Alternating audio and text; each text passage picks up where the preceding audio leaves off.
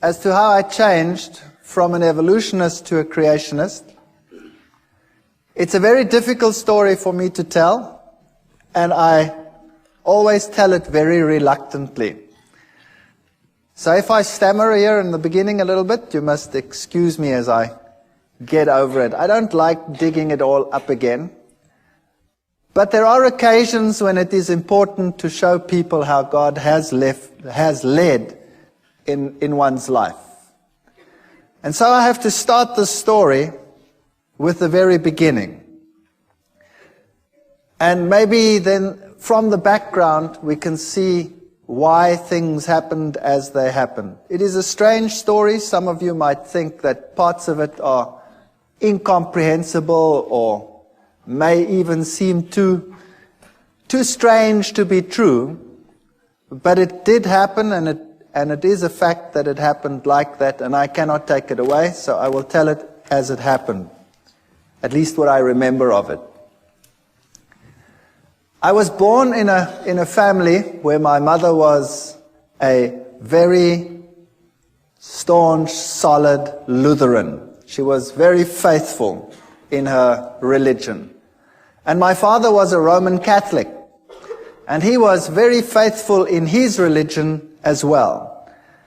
In those days, it was before the days of Vatican II, and Protestants that were not Catholics were considered to be lost according to Roman Catholic doctrine. But in marriages between Protestants and Catholics, it was essential that the Catholic counterpart in that marriage was to promise that the children would be raised Catholic. And my mother accepted that, and she knew that I would be raised Catholic, and I was raised Catholic. And there was never any argument about religion in our house. My father and my mother respected each other. My father had a couple of problems with the church at one stage because of this marriage, but they overcame them, and then no problem concerning religion ever cropped up in our house. And when I was still quite young, I was about 8 or 7 years old, my mother became ill, and she was diagnosed as having cancer. And they actually gave her a relatively short time to live. They said she would have about 3 to 4 months to live. But she was a very tough lady, and she managed to stretch that to about 4 years. She died when I was 12 years old. But those 4 years were very, very miserable years. She really suffered more than anybody else that I have personally been in contact with. She lost one part of her body after the other. They had to do mastectomies, and then they took out part of her intestines, and she had to have colostomies. And eventually she just lost more and more and more, and she had one operation after the other. In those days, they weren't as sophisticated as they are today. They burnt her under the radium treatment. They forgot her there. They had to peel off black pieces. So she really suffered tremendously. And through all this, she never, ever, ever gave up her faith. And I was very attached to my mother. But because of all the problems in the house, and a mother that was on the verge of death for a long time, over a 4-year period, there was also quite a bit of tension in the house. Now, while at school, I received religious instruction, of course. I was in a Protestant, largely Protestant school. It was the German school. And I received religious instruction separately. The Catholics went to the nun, and she gave religious instructions. Now, I have met some very nice nuns in my life. And I've met nuns that are really gentle and soft people and are very nice to everyone around them. But this particular one, where I received religious instruction, was a very hard person, according to my youthful experience that I had at that time. And she would constantly tell me that it was such a sad thing that my mother, who being Protestant, would not see the kingdom of heaven, but that she would roast in hell forever and ever. And I resented this very much because I was very fond of my mother, particularly since she had such suffering in her life. And this carried on for about 4 years, while my mother was sick. And the more it carried on, the more rebellious I became about the teachings that I was confronted with. I used to attend church very regularly. I had to go to church every Sunday with my father. I went through all the things like communion and all the things that Catholics do. And I became so resentful in the end that I used to be incredibly cheeky in the religious instruction class. And I was then thrown out of the class and told that I was to sit outside in the courtyard. And then for a few years I had living hell in that school because the headmaster was somehow in cahoots with all of this, and whenever he spotted me, he used to thrash me. And I used to take this quite well. I can be quite arrogant, or I used to be very arrogant. Maybe not quite so much anymore, but if you bonks me on the bean, maybe the old man will surface. I don't know. I fight against him all the time. And he used to thrash me, and I remember distinctly I used to bend down, and he used to hit me once, 2, 3 times, and I used to ask him, "Are you finished yet, or is your arm lame? What's the matter with you?" And he used to get so angry that he used to really whack me, and when he got to 6, then I'd say, "1 more please, because then I can take you to court. You're only allowed to hit me 6 times. That's the law." So I wasn't very popular. But the point arose where I was sitting in the class one day, in the religious instruction class again, and this lady, this nun, told me again that, people who were like we were, and particularly my mother, would go to hell forever and ever. And I got so angry, I took the catechism book and I tore it and I threw it at her feet, and I told her in not too kind a language, even for that age, what she could do with her God.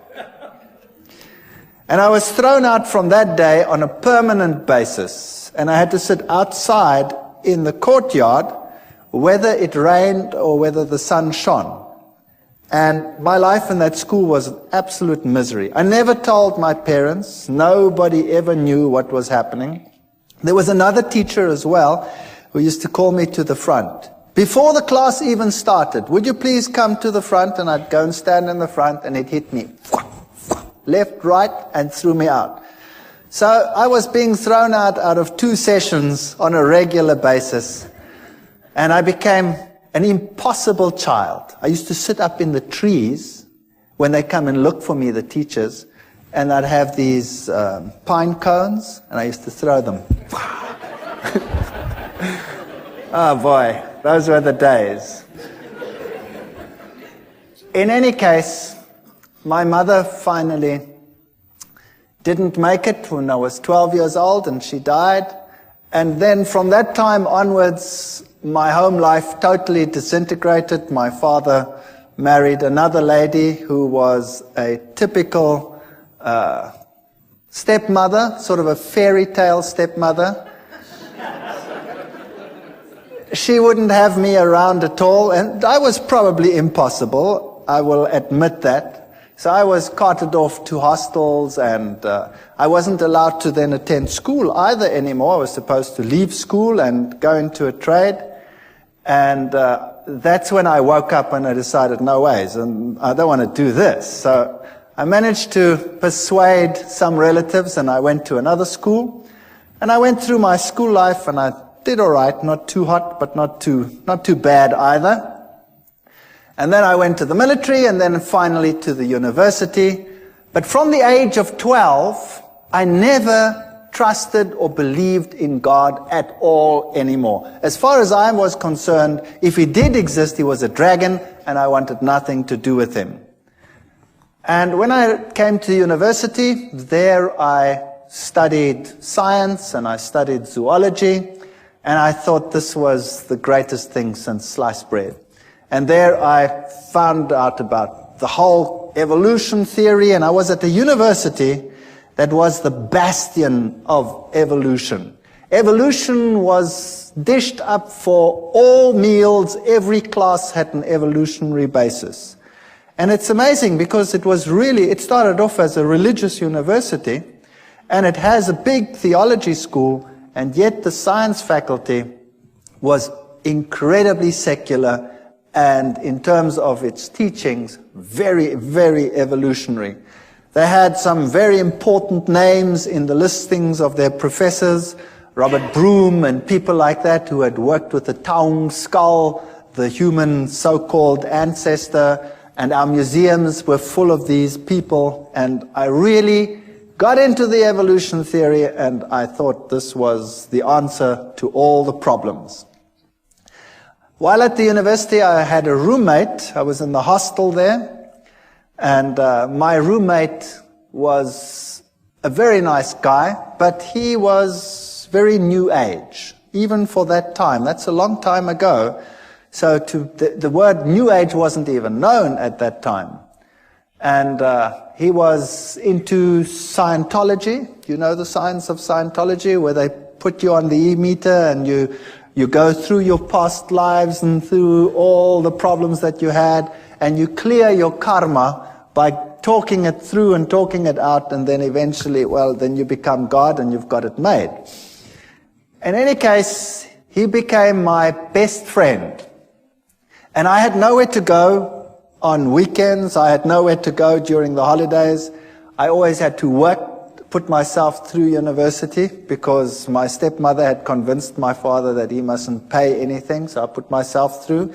I had a great relationship with my father years later, so that'll come right, as you can see. Even the worst situations can come right. And on holidays, I didn't know what to do, so I used to go home with this chap to where he lived, 2,000 kilometers away in another city called Durban. And every holiday I used to go home with him because I had no home to go to. And there I met my current roommate, my wife, who happened to be his sister. Far better roommate than he ever was, I'll tell you. And I have to tell you a little bit about her background. Now you know why I was an atheist. I didn't believe anything. I accepted the evolution theory. It was the answer to all my problems. Now, her background was entirely different. Her father worked in his younger days for a newspaper, and he was sent to investigate all the strange occult occurrences in the country. So he worked for this newspaper, and he had his team and his infrared cameras and all the stuff that you need. And he toured the country from one strange occurrence to the other. He was very skeptical. He believed nothing. He thought it was a big joke, and seances were a big joke and a big fake. And as he attended one meeting after the other, he realized that this was no joke. When he started investigating some of the strange events, and he'd put up a camera at one seance, he was putting up cameras, and he was always looking underneath for hidden mics and what have you, and something grabbed him.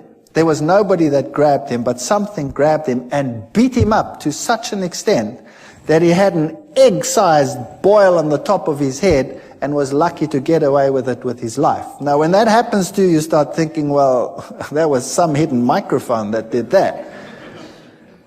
And he came into situations which were so strange that he became involved in them later. Situations like a house where, when the little child had been sent to bed, the shoes would come walking through the room.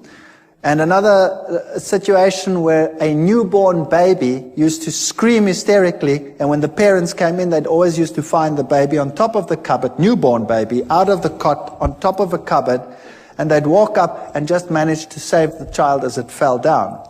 Now he went to that house and he sealed every single window, and he had his guards outside because he thought, somebody was playing the fool. And he kept the lock and he waited there, and sure enough the child screamed and he went in, and there the child was on top of the cupboard, and he just caught it as it fell down.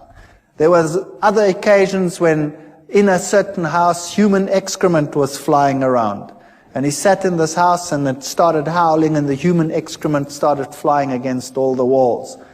Strange, strange occurrences. Witchcraft of the worst kind. There was one house that was plagued by a baboon that used to come in and tear everything apart. That's a big ape. And it tore everything apart, and it terrorized this family, and they could never catch it. And then one day they shot this baboon as it came in, and it ran out, and the blood trail ended up on the veranda outside. And as they came out, the blood trail ended, and there lay one of the workers dead. So this was typical African witchcraft as you find it in Africa, in some places even today still. And this convinced him that there definitely was something going on, and he got into seances more deeply, and then he started learning that, there were higher mediums and lower mediums, the riff-raff mediums for the lower people, the higher mediums who communicated with the better spirits. And this is how he became involved in this type of thing, and then eventually he moved into the New Age sort of movement and became very high up in this sort of agenda. He wrote books on it, and he was very well received in those circles. Later in life, my wife's parents got divorced, and he married a lady who was also very, very high up in the New Age movement. In fact, she is one of the instructors in the Course of Miracles. She teaches people how to become Christs and to perform miracles. Incredibly evil situations sometimes in that house, and the occurrences that happened in my wife's house as a child were very strange indeed. They would have one chair where there was always someone sitting breathing heavily. And they had a cane that used to go walking and a rattling and sort of things like that. She grew up with this situation. To her it was nothing. She was used to it. Now to me it was very strange, and I was an atheist. I didn't believe anything. I tried to rationalize it in a scientific sense. And then when my wife and I got married, we moved to the city where I was in the university. And for years there was no real problem. And then my wife, we had the first child, the second child, and then the youngest child my wife was expecting when my father-in-law came to visit. And he moved into an outside flat that we had, an apartment, and there he stayed with us. Now thinking back, I know that this is where it all started. Because if you have an occult presence, then you will have this influence on your home for a long time. I can perhaps tell you that when we were just married, we moved very close to them, and there were very, very strange occurrences in our house. Absolutely horrendous occurrences on some occasions. Our dishes would fly through the rooms and smash against the walls and things like that. Or you'd park the car and the car would rock and fall over against the side of the garage.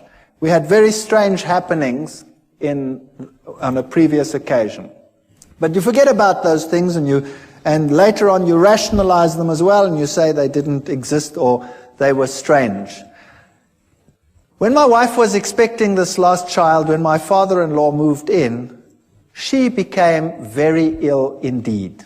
So ill that we didn't think that she would survive. And she was in hospital, in and out of hospital, and on a respirator, and she was very, very sick. And then we decided that there must be something wrong with this pregnancy, and the doctors had a look at it, and they said that the best thing to do would be to have an abortion, because the child was probably dead. They didn't have a scanner at that stage in those hospitals, so they couldn't tell properly, and they didn't know whether this child was perhaps dead. So we decided that we'd have to transfer to another place where they could do a scan, which we then did. And she was very ill. She had a very high temperature. And they did the scan, and this little fetus was only about so big. And he was perfectly well, and he was sucking his thumb. And we decided that we weren't going to do this. We were going to sit through it and see what happened. And eventually, through 9 months of hell, and of sickness and coughing, and more in hospital than out of hospital, my wife was discharged, the child was born, and this child was the most miserable child that you can imagine. He was impossible. He used to scream from morning till night. If you wanted to feed him, you had to wrap him round and round in a blanket so that he couldn't move his arms, or else he'd claw and scratch at you while you were feeding him. And if you put him to bed, he would scream and scream and scream. And so we had a technique where you sort of sit there and rock and rock and rock the bed until he finally falls asleep. Then you sneak off to bed and you try and fall asleep, and the minute you sleep, he screams again. And this carried on for months. It was absolutely chaotic. And nothing you could do could console this child. My wife was a wreck. I was a wreck. We were all totally destroyed. And then one night at 2 o'clock, I had a dream that I was being strangled. And it was so vivid that I woke up with this perspiration falling down my face, and my heart was pounding like some drum inside me. And I sat upright and tried to recover from this terrible nightmare. And the next moment, the little one in the next room screamed as if he was being murdered. And my wife and I got such a fright, we stormed out of bed, ran to this little baby, picked him up, and as we picked him up, he started shaking violently. And his temperature would rise, and then he'd go into fever cramps. And so we rushed him off to hospital, and they had a look at him, and they had to put him in a refrigeration tent. They had a tent sort of that's cooled, and put him on a drip, and then it would be touch and go whether he would live or whether he would die. And he'd recover from this and come back home as impossible as he was before. And it would go fine for about 2, 3, 4 weeks. I can't remember what the gap was in between. And then precisely 2 o'clock at night, exactly 2 o'clock, it was uncanny. We had a clock on our bed, and it was a display clock, so you could see exactly 1400 hours, and 2 o'clock, whatever it was, 2 o'clock in the morning, that's when I woke up, with this terrible feeling that I was being strangled. And I shook my wife and said, I've just had that terrible dream again. And then the little one would scream in the next room, and we'd run, and we'd pick him up, and the same thing would happen. It was so bad that we would think that we wouldn't make it to hospital, the child would die. There was nothing you could do. As soon as he started this screaming, his temperature would just rise. And it would just go so high that he would fall unconscious. Eventually, they got to know us so well that the hospital had this place prepared for him whenever it was necessary. They didn't know what was the matter with him. They could never find out. On one occasion, the doctor said they have to do a lumbar puncture because there must be something wrong with his cerebrospinal fluid. Maybe he has some brain infection that is causing this. And I remember taking him to this hospital, and he was just a baby. And afterwards, he screamed so that my wife became quite hysterical. When the doctors came out, they said, this is incredible. There were 4 adults that had to hold this child down He was less than a year old, and 4 adults had to hold him down because he was plucking them around. So this little chap was, if anything, definitely very much possessed. And you can rationalize it if it happens once, and you can rationalize it if it happens twice.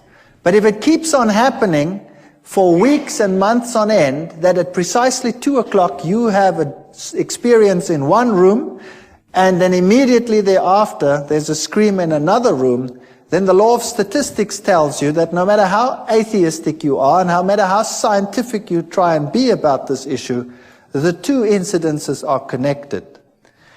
And I was sitting in the hospital one day.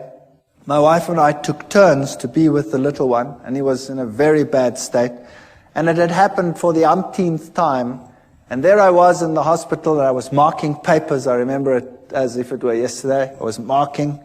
And all of a sudden, in this refrigeration tent, this child started shaking. And he started getting one of these attacks and fits in his bed. So I went and ran and called the nurse, and I picked him up. And he shook so that he tore the drips out. Now, this child had been on so many drips that they couldn't find the veins anymore on his arms or on his legs, so they had to put it into the veins here on the head. And he shook so that they tore out. Now I've got this child in his fit, and I've got this child with his thing torn out, and he tore the vein completely, so the blood was running down his face. And it was such a horrible sight that I went crazy. I couldn't handle this. And eventually he calmed down, and they put him back in the tent, and they got the drip back in, and he managed to survive the night. But that night I sat there and I said to myself, what can I do? There is no medical help. Nothing can help us. And the two incidences must be connected. Where do I find help for this situation? And they tell me, once a Catholic, always a Catholic. And as I was sitting there that night in that hospital, mulling over these things, you know, the images of the Catholic Church and its power over demons, and the film The Exorcist was just in circuit. And I thought to myself, perhaps I can go back to my old church and ask them to help me. So I made a resolution that I would do that because I had no other way out. And the next day I went to the Catholic Church, and the Catholic priest was sitting in his room, and I remember this as well too. He had the glass there, and there was a brandy bottle there, and he wasn't too sober. And I went up to him and I said to him, I'm a Roman Catholic, but I don't come to church, and I have a problem. And he said, well, what is your problem? He was very nice. And I said to him, well, I'm an atheist and I'm a scientist. I don't want to talk about this thing like that. And I sort of ummed and ahed, and I said, well, I have a problem at home. He says, well, what kind of problem? I said, well, it's a problem concerning strange happenings in my home. And he says, oh, no, I want nothing to do with that. And he said, it's not my field. Give me your name, give me your telephone number, we'll come back to you. So I gave him my name and my telephone number. All I'd said was, I have strange happenings in my home. That's it.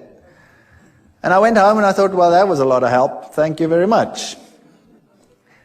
And I wasn't home very long when I got a call from another priest.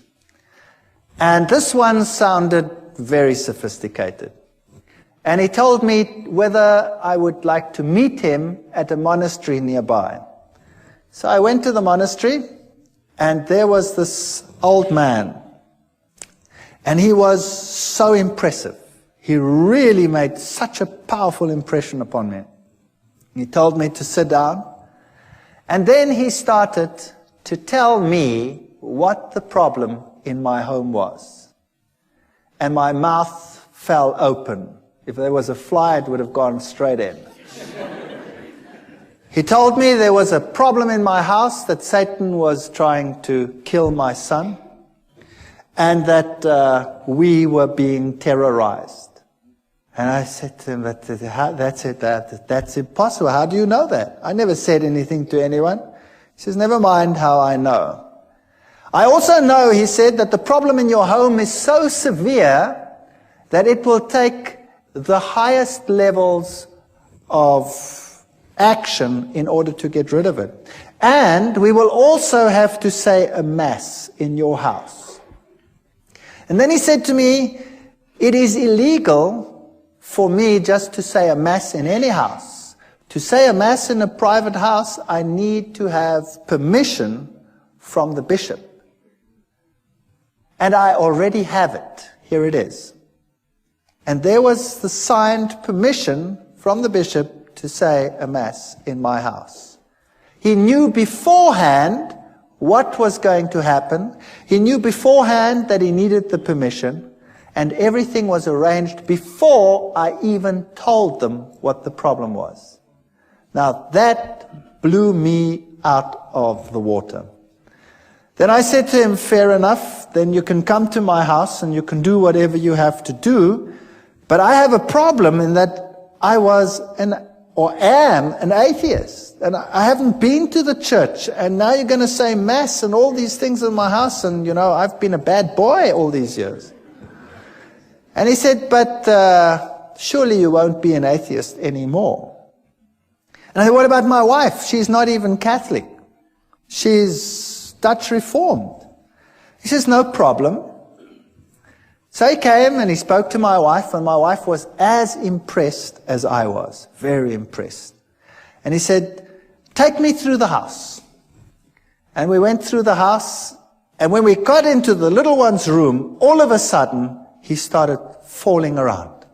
And he couldn't stand anymore, this old man. And I stood there behind him, and I was sort of doing this behind him, you know, like they do on the stage in some of these ministries where the guys fall out and they don't know which way they're going to fall. Well, it happened there as well. And here he was, shaking and perspiring and really being battered. And eventually it calmed down, and we went to the other rooms, and then we came into our bedroom, and he was thrown around again, but not as bad as in the little one's room. And then he said to me, the little one's room is the worst place in your house. Now we have to exorcise your entire house. Bring me some water. We brought him some water. And then he took out special salt, which he said was very special exorcism holy salt. And he made the sign of the cross with the salt in the water. And then he also told me that he had a special ring with him which had the relics of a particular saint that was potent in terms of exorcising. And this priest, had been an exorcist for the Roman Catholic Church in many countries. He was Irish. And then he took this bowl of holy water that he had made, and he went to every single window and door in the house. And he took it and he put a cross on the windows. And of course, as it evaporates, you have this faint cross of salt on your windows. And he went through the entire house with this holy water, and then he put the holy water down. And he said, now we tell the Mass here in this child's room. And he prepared everything. And as he was preparing, we had lots of pets in our house. We had a dog and 2 cats and you name it, all the good stuff that one has when one has kids in the house. And as he was preparing, all of a sudden, all the animals came running into this room. And there they sat.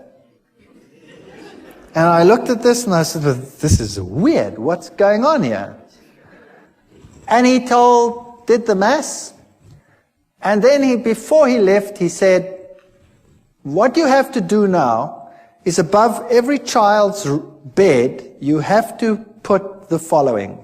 And he took out of his pockets amulets from Lourdes, where Mary had appeared. And he gave an amulet from Lourdes. He said there were many fake ones. This was the real thing.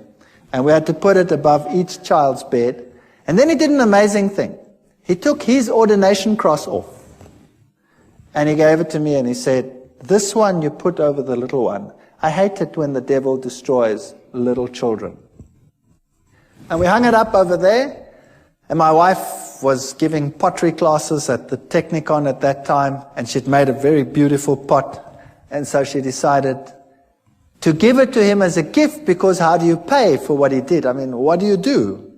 So she gave this to him as a gift, and he said, this gift is so precious, I'm going to give it to the nuns that are in a certain monastery where they never ever come out and see civilization. And then he left.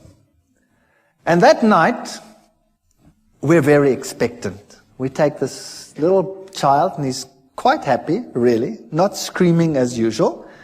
And we take him and we tell him it's time for bed. Now, normally that was enough to have blue murder in the house. And he was quite happy. And we put him into this bed. Now, he was only just starting to toddle. And we put him into the bed. And this child had always, when you put him into bed, gone into a fetal position and started bashing away and screaming and going blood red and going totally crazy. That night, we put him into the bed, and he rolled onto his back and laughed. And he put his arms out like that, and he did goo-goo sounds like little kids do, and he fell asleep. And for the first time in his life, he slept right through the night. And the next night, he slept right through the night. And the next night, and the next night, and the next night, and the next week, and the next month. And here was I, the hard-nosed atheist scientist who knows it all, and here was peace and quiet in my house. And then I realized that I do not know it all at all. And I said to myself, now what am I going to do? Here is a major problem in my house, and the church solves the problem. Now, am I going to ignore it? Or am I going to say, there is a God, and I have a responsibility towards this God? And I wrestled with this for a number of months. I really wrestled with it, and my wife wrestled with it. And then I said, well, I have no choice. I have to go back to the church. Fortunately, my oldest son was at the point where he has to go to communion classes, so that gave me an alibi to go to church. So I went to church, and this one or two students, it's a small university town, still say, what are you doing here? I said, well, my son has to go to communion, you see. And I started going to church, and I became quite involved in the church again. Every Sunday, faithfully, everybody went to church. And my wife started saying that this is the way to go. She also wants to go to church, but she didn't get herself quite that far yet.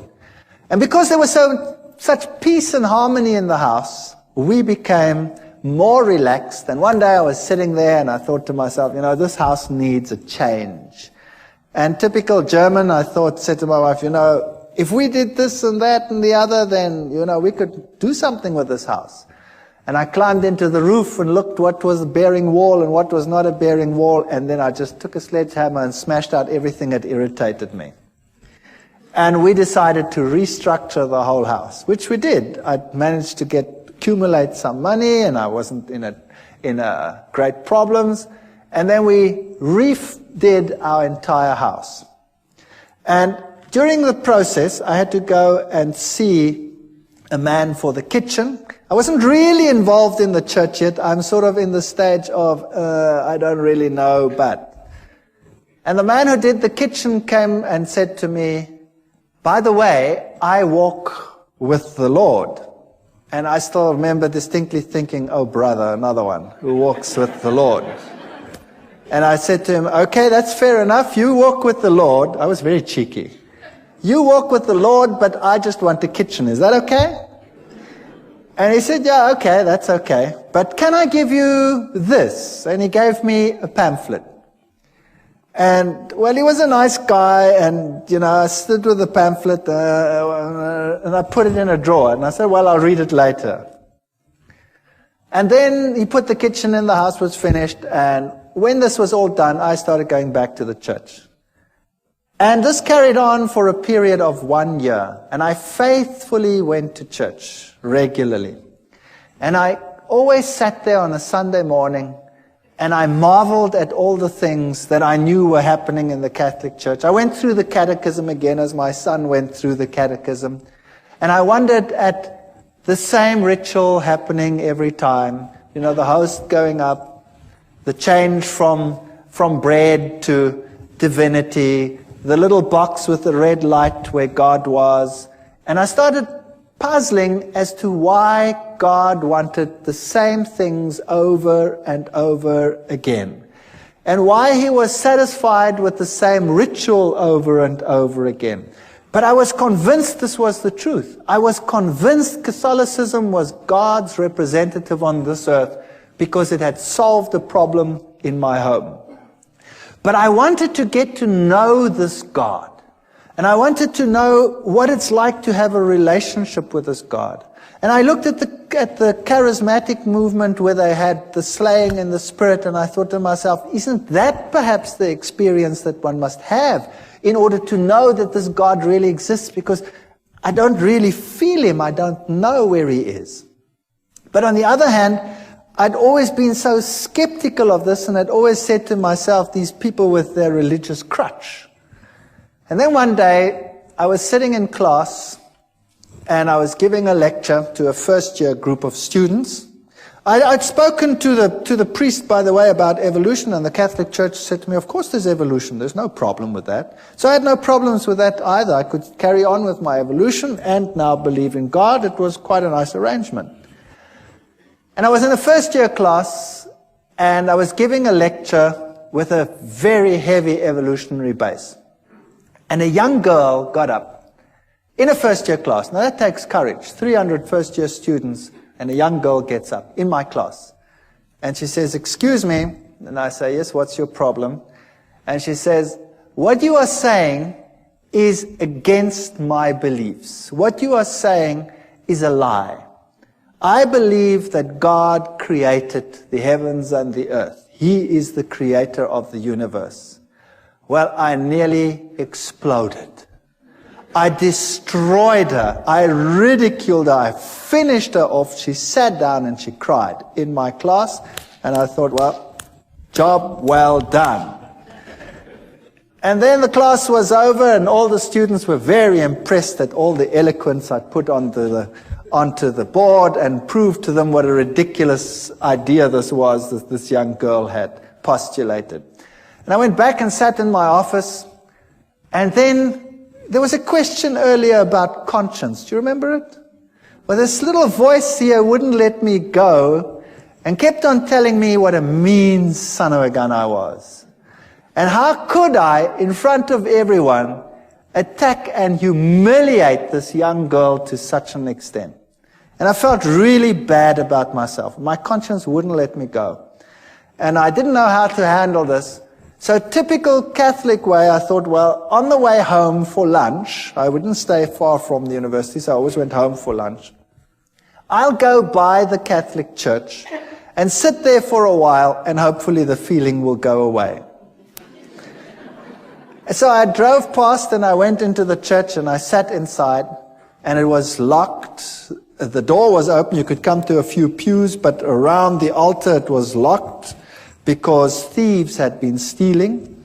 And I sat there and I spoke to God, and I looked at the little red light, which means that the host was present there, so God was present.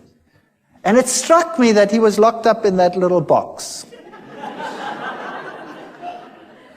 And then I sat there for a long while, and I was tortured in my soul. I was tortured. And I said to myself, do you know, God must be here because he did such wonderful things in my home. My family is totally different. My wife was willing to be converted. I'd called the Catholic priest to our home so that she could become a Catholic. And for some reason, he just never made it. He never made it. He always had something on, but he was still going to come. And I sat in that church and I wrestled with God, and I told him that I have all these feelings and I don't know where he is, and I've never really met him. And I know that in other churches, all these exciting things happening, and here, we have the same thing every Sunday, and where are you? And I sat there in the pew and I said, okay, God, if you really exist, then now you must show me, because I really cannot find you. And with that feeling, I went home, feeling a bit better. And typical me, I was home quickly, and then I started rummaging in the drawer. I was looking for something, and all of a sudden, as I rummaged in this drawer, I pick up this pamphlet. This is now a year after this man who was walking with the Lord gave me this pamphlet. And I pick up this pamphlet and I start reading it. It was in German, and it had 3 columns. It had the law of God on the one column, and it had the law according to the Catholic Church, and it had the law according to the Lutheran Church. And then it explained how the commandments had been changed by the church, and it had the Bible texts of how it had been changed. And I thought to myself, now, what rubbish is this? This is absolute garbage. And I said to my wife, I didn't say that, I called her by her name. I said, have we got a Bible in the house? And she said, no, I don't think so. I don't think there's a Bible. I said, surely there must be a Bible in the house. We've been going for church for almost a year now, and there's no Bible in the house. There were lots of catechism books in the house. So I grabbed the catechism book and opened it up and looked, and sure, the commandments as on the pamphlet were identical to those in the catechism book. And then I remembered an old box that an old lady that had died had left me. And I'd put it in the garage after having sorted out some of the things. And I remembered there were a whole lot of books, and I knew that little old ladies probably would have Bibles. So I went outside in the garage, rummaged in this box, and sure enough, here was an old Bible, an old German Bible. So I went inside and opened it up, and there it was. The 10 Commandments were totally different to what they were in the catechism book. And this puzzled me. So after 1 year, I phoned this cabinet maker, and I said to him, remember me a year ago, you put a kitchen in for me? He says, you know what? I've been trying to phone you all day. I had this feeling I must phone you, but I don't know why. What's the matter? I said, will you please come round? You left me a pamphlet that I want to talk to you about it after 1 year. And he came round, and he was a nice guy. And we started talking, and then we started talking about the scriptures and about the Bible, and we started talking about the book of Daniel and the prophecies pertaining to Daniel chapter 7, and I went through it with him, and we wrote, and we worked till about 3 o'clock in the morning. And he came the next day and the next day, and in 3 days we'd gone through Daniel and Revelation, all the historic facts and all these things, and I wouldn't believe a word of it. And then I decided that the only way we're going to resolve this is if I check whether every one of those facts is really so.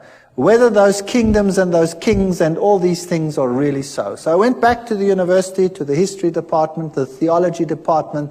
I got everything that I could lay my hands on, and I checked and verified, and it was really so. And then I started finding out that the little horn of Daniel chapter 7, if you take it as the Bible says, can be none other than the Roman Catholic Church. What a shock that was to my system. Then I got the Protestant view of the little horn being Antiochus Epiphanes IV, and I went through all of that and found out that it can't be him because none of the criteria fit. And also how the scripture had been changed on some of these points. But to be fair, I invited the Roman Catholic priest to my home. And I said, would you please come to my home? I have to talk to you on an issue. And he came. And my wife was there and I was there. And I took the Bible and I took the chapters in Daniel and I went through with it in detail, and I showed him the change of the commandments and all these things. And then he said to me, I can't talk to you on this issue because I'm not into scripture at all. And I was stunned. Here was a priest and he was not into scripture. He says, we have some specialists who are into scripture. But it doesn't make any sense to me, he says. And then he left. And then I had the ministers of other churches, and we argued right sometimes till the late hours of the night as to what the little horn was.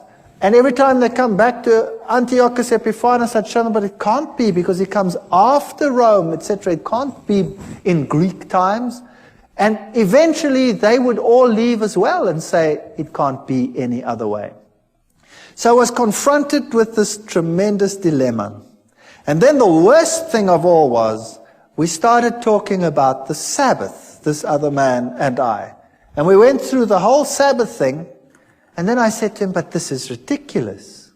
How can you keep a commandment which you keep because the Lord created in 6 days, the heavens, the earth, the sea, and all that in them is?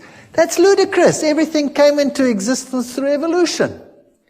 And he said, no, it came into existence through creation. God created it. You know, and the little girl pops up into my mind. And I said to him, but that's rubbish. He says, I'll prove it to you. I said, you try. And he tried. The next day he was at my house with a pile of books like this, all on creationism, and he gave them to me. And I remember going through those books. I was sitting in my office. I used to give my class and run back, and I went through those books very quickly. And I gave them back to him in a very short time period and said, there are your books. And he says, what do you think? I said, I've never read so much garbage in all my life. So he said, don't worry, and he brought me another pile like that. And I went through that lot, and it was so confusing and so full of garbage. So I gave it back to him. And I said, it's so unscientific, I cannot accept this. So we argued about God being a creator or not a creator, and I would kill him with science. I had all the terminology. I was a lecturer. I was an evolutionist.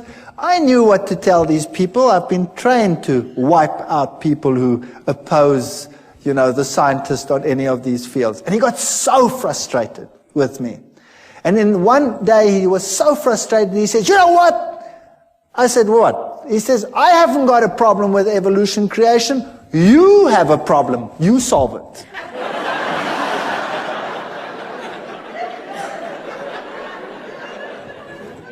So there the ball was in my court. In the meantime, things were happening again in my house.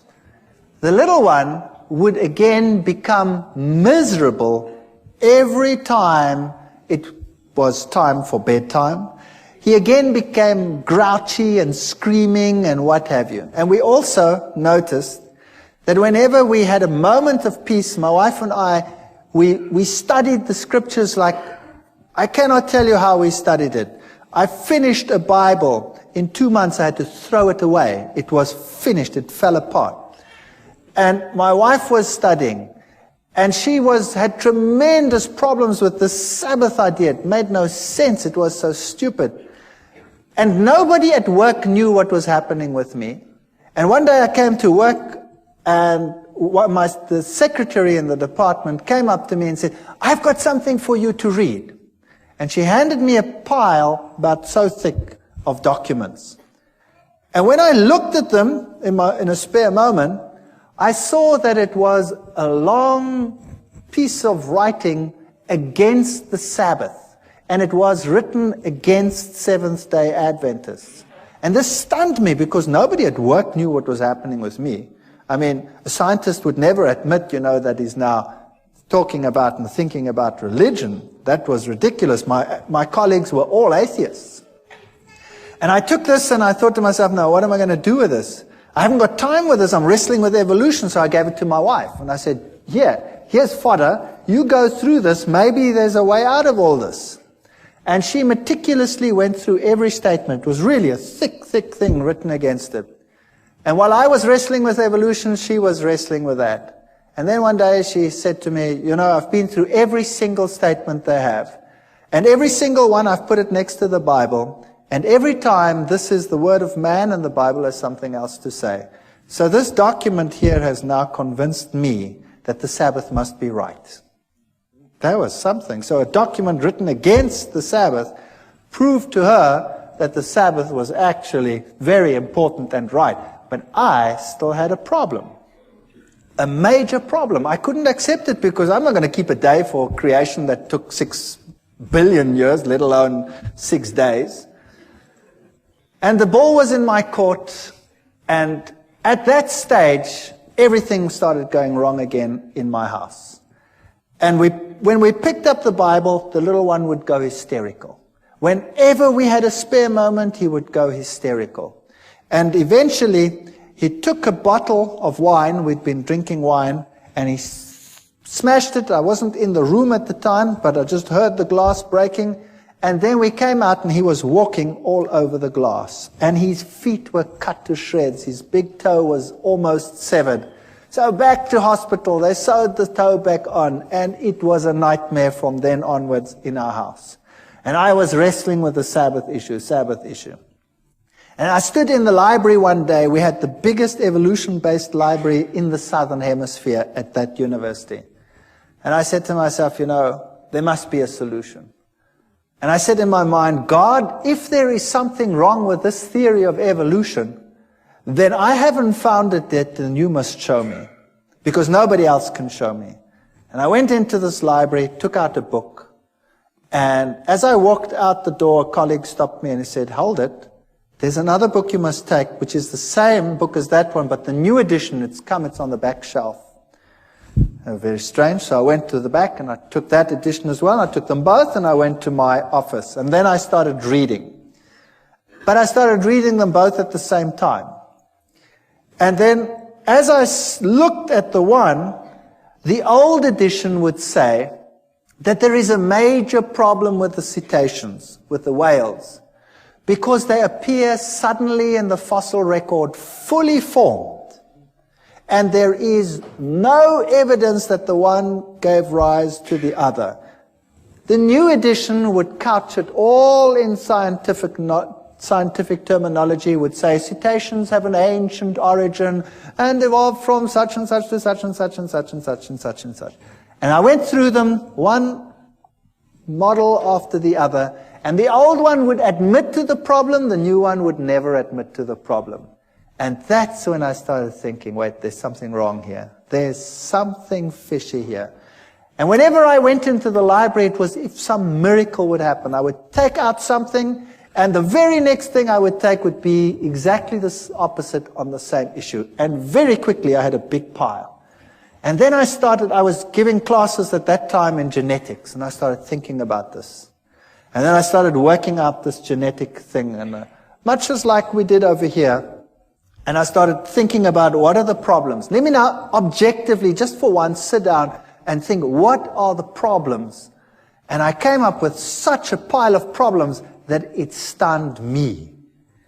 And something must have been helping me, because the problem list was so enormous, it was unbelievable.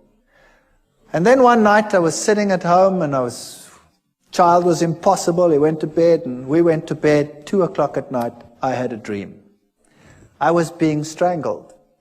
And the little one screamed in the next room, and we ran, and the same thing happened. But he didn't get so sick that he had to go to hospital. He just got a very high fever, and we could handle it somehow at home.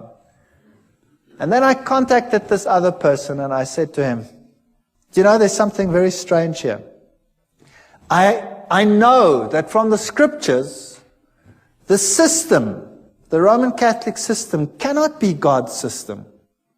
And yet, we had this problem, and I didn't want to tell him about it. And then in the end, I half told him about it, but not completely. And he said, don't worry, we'll pray. And it stopped. And then a week later, it happened again at 2 o'clock. And what had happened, unbeknown to me, he had gotten a number of people together and told them to pray at 2 o'clock every night. Get up. And they set their alarms judiciously and got up at 2 o'clock and prayed for a family they didn't even know. And there was total quiet in which we could really study our Bibles in peace and quiet. And then one night, one of the ladies had decided that, it was quiet. Why must she get up? And she didn't get up. And it happened.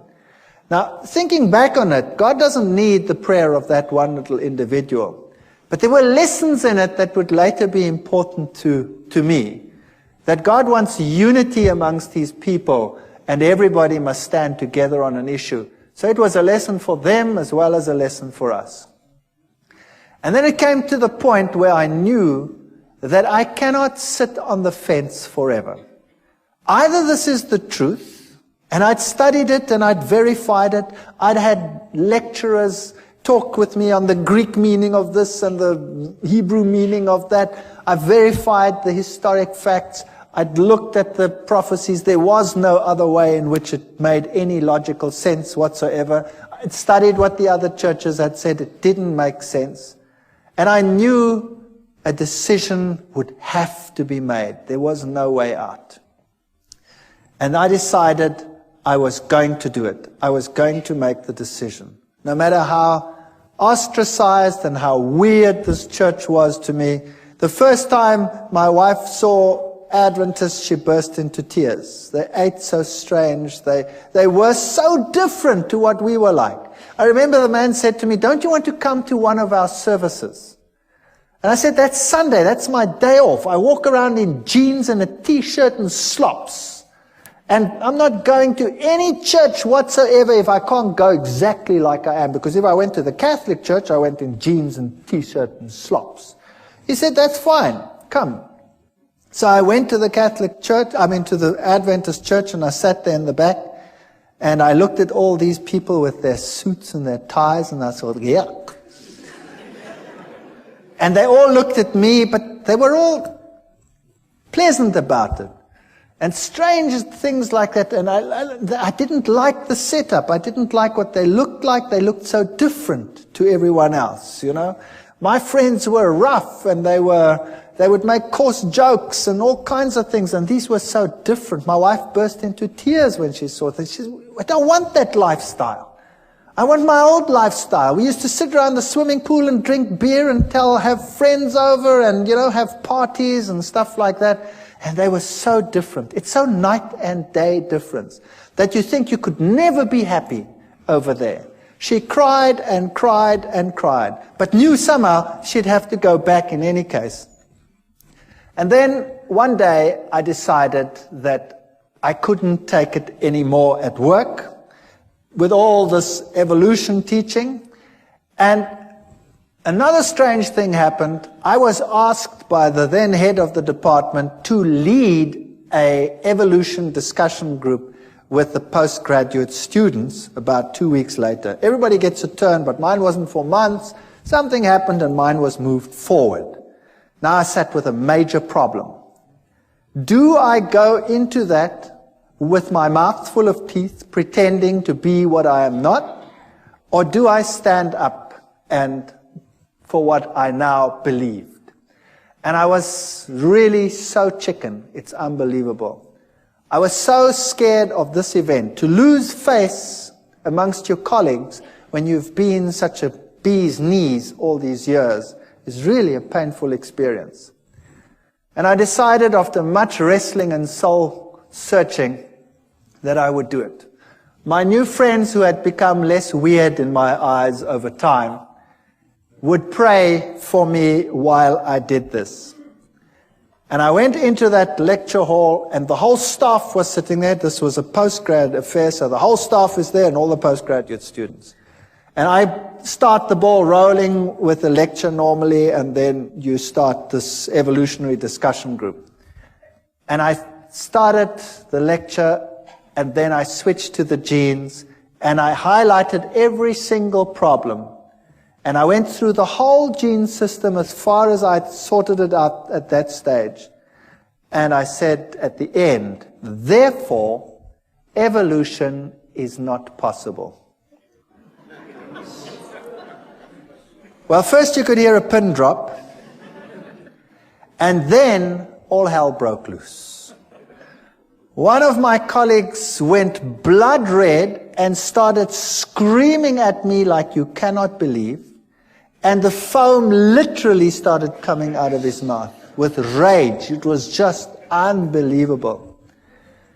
And then one of the students, a girl, it's interesting how these things happen, a young student, a girl, an honor student, she got up and she said, "I want to say something."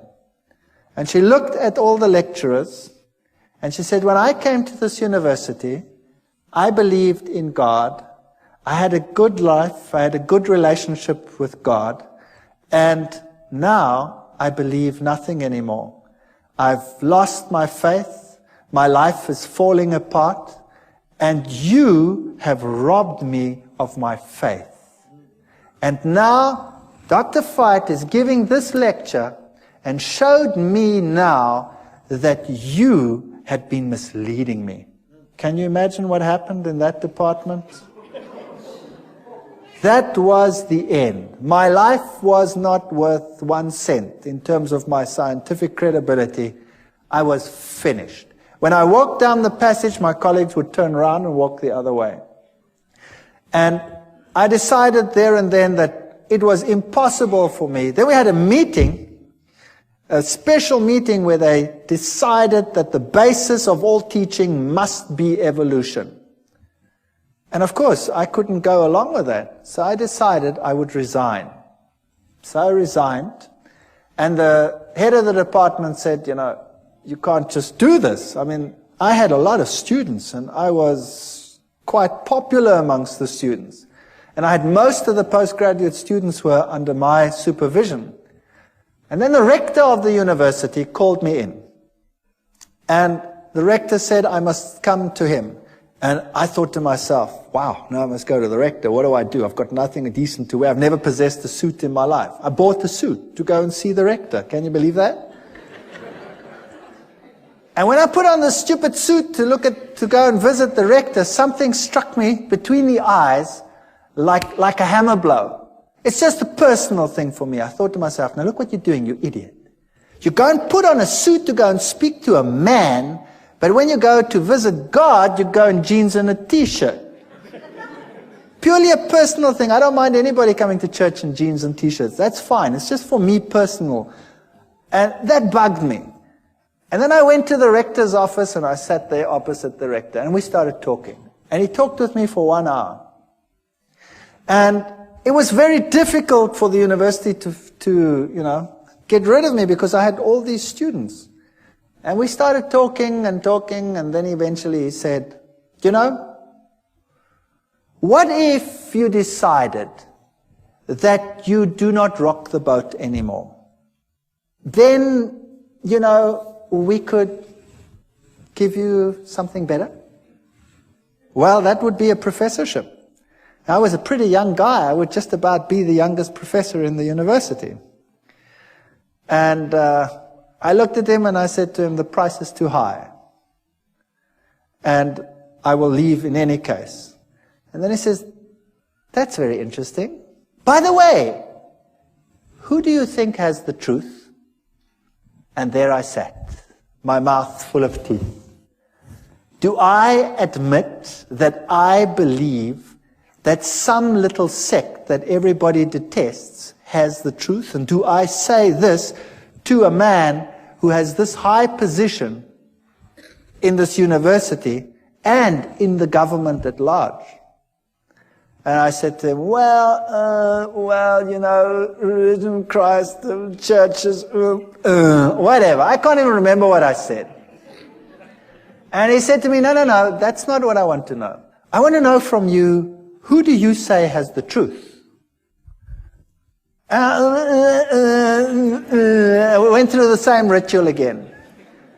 And he stopped me and he says, no, I don't want to know that. I want to know from you, who do you think has the truth? And I started off with this again, and in the back of my mind I heard this terrible cock crowing. 3 times I thought, oh.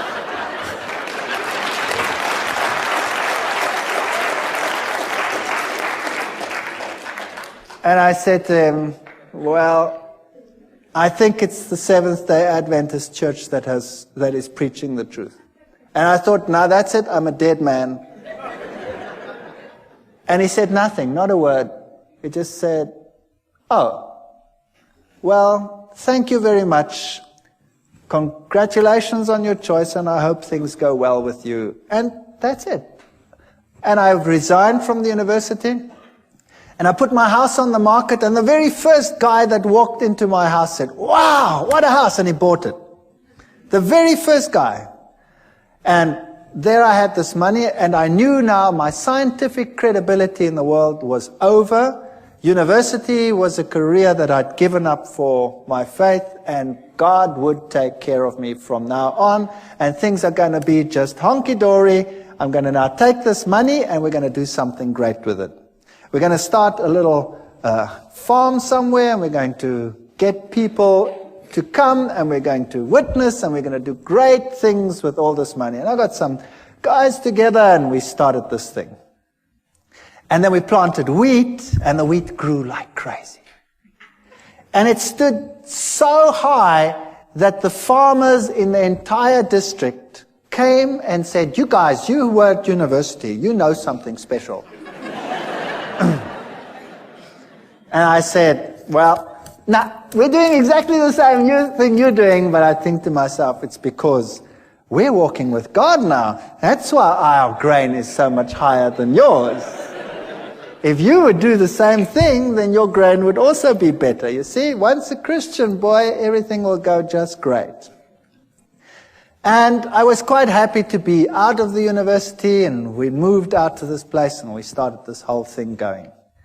And then our money was all invested in the land, and we invested lots more money on loans and things for whatever is necessary to put in the wheat crops and all this sort of thing. And then a flock of birds arrived, such as you have never seen in your entire life. And they ignored all the farms with the little wheats on them, but they sat on mine and made it home. And they were just stubbles. And then, you name it, it went wrong. Sanctions came in against South Africa at that time. The economy was totally destroyed. Interest rates that had been at 3 and 4% shot up to 28, 30, 36% in some cases. And loans that were nothing to repay became a total nightmare. And the only means of making money was taken away, and we were totally destroyed. Everything I ever possessed was gone with the wave of a wand. It just ran through my fingers. And all the crutches that I'd been leaning on were gone. And the birds ate my fields. And I said to God, "How can you do this to me? How can you destroy me? How can you allow this to happen? And I have no means of supporting myself. I have nothing. My scientific credibility is zero. I can never go back to my previous job. I'm finished." And it got worse. And it got worse. And eventually we had nothing left. No food, no nothing. And my wife and I and the children, we sat down and we talked about it, and we decided, if this was the truth, and I don't believe that all the things that had happened were from the other side. You see, when I made my decision, that child of mine had changed. He became a totally different child. Whereas before, he wasn't sick, but he had a dark, somber look in his face. He changed to such an extent that he became the sweetest, nicest child in our entire home. He became a pleasure to live with. And I knew that what had happened before was a ruse. I know the Bible says Beelzebub wouldn't drive out Beelzebub. But what had happened in my house is that he wasn't driven out by Beelzebub. When the Catholic Church had come and done its thing, Satan had told his demons, "Stand back." And when you stand back and allow the child to lie back and relax, they will be ensnared twice as much as they were before. And it happened. But after we made our decision, this child was completely cured. He is the most spiritual of all my children. And he is so different that I knew that had to be from God. It was a totally different ballgame. The other interesting thing that happened was That same Catholic priest, after all this time, more than a year, out of the blue, while I was wrestling with this decision, phoned me. And I picked up the phone and I said, "Hi." And he says, "I'm Father so-and-so." And I said, "Yes, that's strange. Why are you calling me?" And he said to me, "You know your father who's dead? Your father is having terrific problems out there in purgatory." It's true. He said that. And I said to him, "But how do you know?" Having done the study on the state of the dead and all these things and knowing what happened, I said to him, "How do you know?" He says, "The nuns that never see the world, they have been told by the other side that your father is in trouble and he is in trouble because of you. And you had better get back to the church quickly.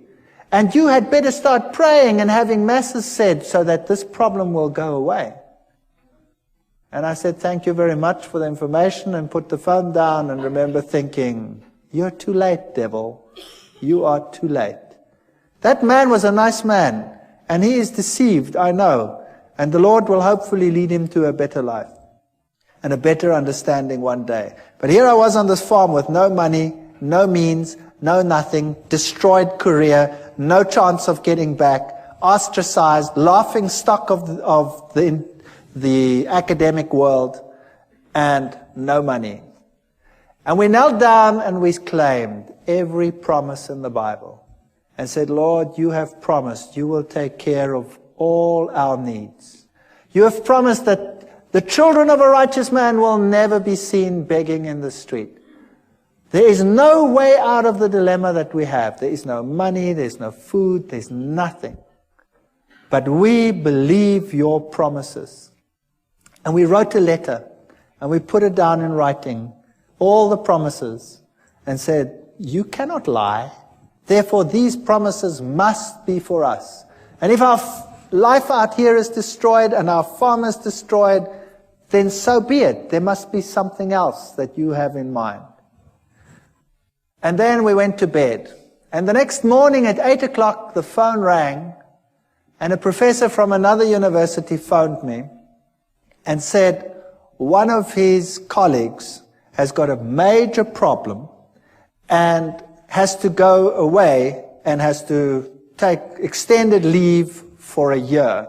And they need someone to replace immediately, and the subject being taught is exactly the same field that I was in. And I said to him, "Well, what do you want me to do?" He says, "Well, you could come and give the classes." And I said to him, "But, you know, what about, He says, "Never mind, as long as you stick with science, and who cares, it doesn't matter. You come and would you do that for us? We're in a jam and we need someone and we know that you're available." And I said, "Well, that would be great. Thank you very much. When do I start?" And he says, "Well, we'd have to get it through the committees and probably in 3 months' time." And I said, "Okay, thank you very much." Put the phone down and said, "Nice try, God, but in 3 months' time, I'm dead meat. I've got nothing to eat." And I was so depressed. And then about 20 minutes to half an hour later, the phone rings again. And it's the same man. And he says to me, "Something strange just happened." I said, "What happened?" He said, "I went to the rector's office to have him sign this thing so we can start the ball rolling. And the rector says, I have no time. I have no time for committees to call them together to get the process rolling. What is it you want?" And I explained to him what I want, that I have to replace it. And he said, "Come here, I'll sign it." And he signed it and he said, "Appoint the man. He can come tomorrow if he has to." So I said, "Wow. So when do I start?" It was Thursday. And then he said, "Monday. You start Monday." I said, "I start Monday?" And I was in another little town, and I had a farm, and there were cows. I was bankrupt, and who was going to take care of these stupid cows on the farm? And 10,000 problems to be solved in one weekend. Impossible. And I put the phone down, and I said to my wife, "I've got a university job. Only for a year, probably, but it's okay. We've got something to go to. I start Monday, but who's going to take care of the rest?" So we prayed. And we said, Lord, you have one solution. Surely you, knowing everything, must have the other solutions. And we had hardly finished when there was a knock on the door and a young couple arrived. And this young couple said that they were farmers in another country to the north of South Africa. And they were Seventh-day Adventists. And they had been working for another farmer, and he had told them if they are not prepared to work on the Sabbath, they must go, and he'd kicked them off the farm. So he had lost his job because he kept the Sabbath. And he said to me, I've got nowhere to live, I've got nowhere to stay. I said, would you like to live on this farm? And he said, sure. And I said, I can't pay you anything. He says, that's okay, you don't have to pay me anything. Can I live here?